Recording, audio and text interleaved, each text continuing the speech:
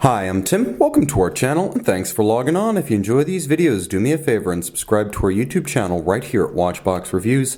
I would really appreciate it, and I promise to update daily. If you love this watch, well, this one's not for sale. It's recently been purchased by a good friend and client of ours, and sir, congratulations on your purchase. I'm going to give you a quick tour. Today, we are discussing the FP Journe Tourbillon Remontoir. This is the original Tourbillon Remontoir, the model that debuted as part of a subscription series for the initial Journe customers in 1999. The watch on my wrist is 38 millimeters in pink gold and part of what's described as the fourth series of the original Tourbillon Remontoir. You can see the watch is compact. It accomplishes an awful lot in its 38 millimeter size. FP Journe historically has always touted thin watches, and this watch is certainly that.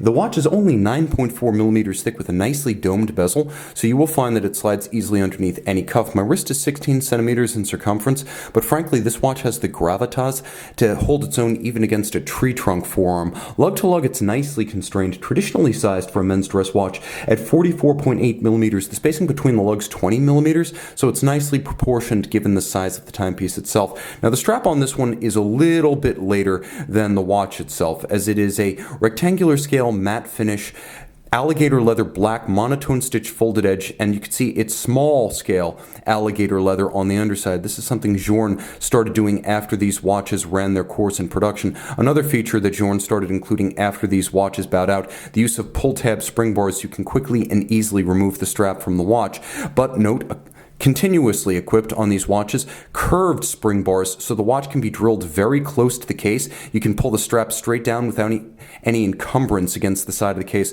so it doesn't get stiff and flare, and it also doesn't scratch the side of the case as you articulate it. Simple FP Journe pink gold pin buckle to match, but note the elevated bridge so that the bridge is over the stanchions rather than running between them, so the strap, which is quite slim, fits between the stanchions underneath the bridge inside the buckle rather than stacking up underneath. The attention to detail is strong with this one. That continues in the case band. If you measure these watches at the outer extremity of their bezels, you'll find they're actually 1/2 millimeter larger than quoted, because there is a little bit of an overlap between the bezel lip, the case back lip, and the mid case. The mid case defines the watch. It is fluid, flowing, slim, and emphasizes just how slim the watch is. It actually creates the appearance of an even thinner watch by stepping back the mid case from the bezel. And the case back, all of compound curves, you can see it rolls outboard to the ends of the lugs, but the lugs themselves also roll off to the sides. The bezel is domed and all of high polish. The watch wears its high polish with good manners, not seeming overbearing or ostentatious given the proportions and dimensions of the watch. Now let's get close to the dial. A few features that call out the different generations of the original Tourbillon Remontoir. The first 20 pieces, the subscription, would have had the numbering out of 20 just under where I'm placing my finger.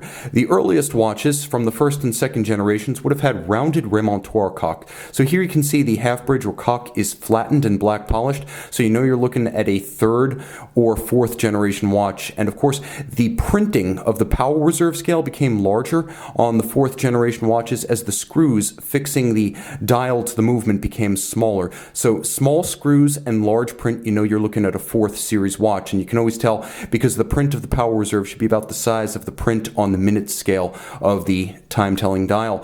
The time-telling dial, of course, black polished and fixed by screws. These were a feature of Journe's watches from the beginning. The dial side screws, originally a controversial styling feature, ultimately copied widely. It became an influential design trait that rebounded throughout the industry. Now you can see there is a Remontoir cock, not a constant seconds with deadbeat, although it's the same underlying mechanism. You have that open aperture on the original Tourbillon Remontoir rather than the seconds dial. When the watch gets below 12 hours of power reserve, this system shuts down and the watch reverts to scrolling or drag seconds rather than dead beat.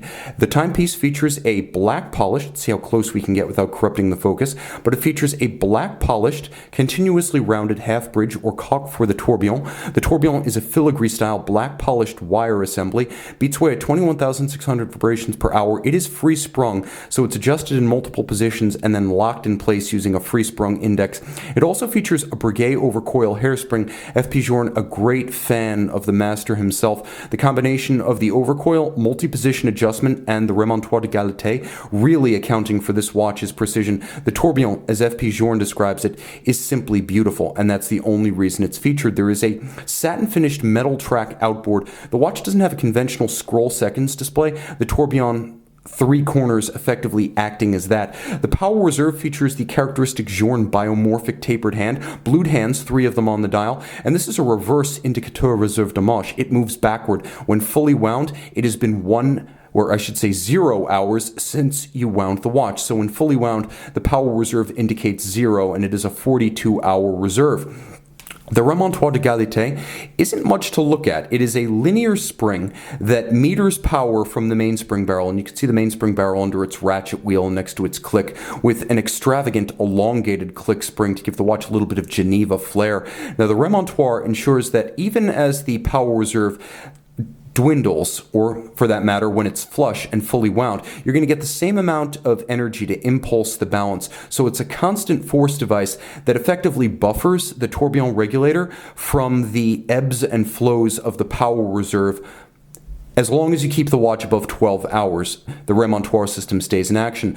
25 joules, this is the brass version of caliber 1498, 14 French lean, and work on the movement started in 1998, hence the nomenclature. It is a brass movement but rhodium plated, which is why this brass caliber looks like it's silver. Nicely executed, it's still visibly handmade, a trait that's characteristic of the early Journe watches. You'll also note, if you take a navigation of the circumference of the case back, hallmarks that are both French and Swiss, as well as the maker's mark of Eleanor, which was the Greater Parisian area case maker that worked for F.P. Journe in his pocket watch days and his early days as a manufacturer, right up until about 2008 when he bought the whole operation and moved it to Geneva. So a lot going on this movement. This is a lovely 4th series, 1st generation F.P. Journe Tourbillon Remontoir. Sir, thank you for trusting our company. Wear this watch in the greatest of health and good times. And send me a wrist shot for my show.